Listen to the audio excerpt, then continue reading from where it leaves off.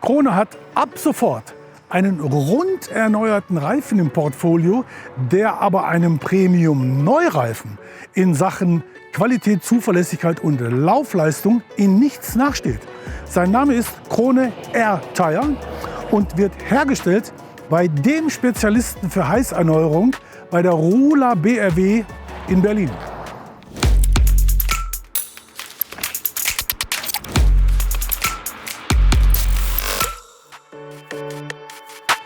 Basis des Krone Air-Tire sind ausschließlich Premium-Karkassen aus den Häusern Goodyear und Michelin. Und jede Karkasse unterliegt strengsten Qualitätsprüfungen vor und nach der Fertigung.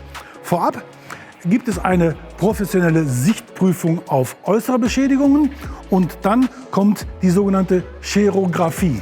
Das ist ein Prozess, bei der die Karkasse mit Laserlicht beleuchtet wird, das jeden noch so kleinen Defekt in der Karkasse sichtbar macht. Und erst wenn die Karkasse 100% sicher fehlerfrei ist, wird das alte Profil komplett abgeraubt.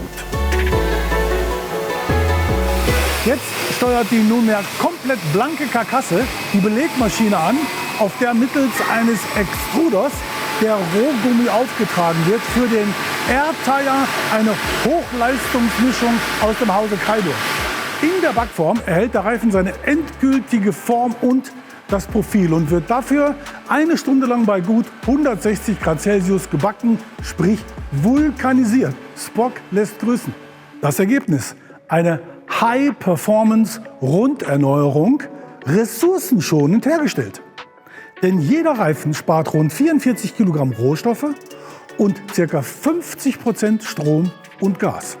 Und nochmal, der Krone Air-Tire scheut keinen Vergleich mit einem ungleich teureren Premium-Neureifen. Top Quality, made in Germany.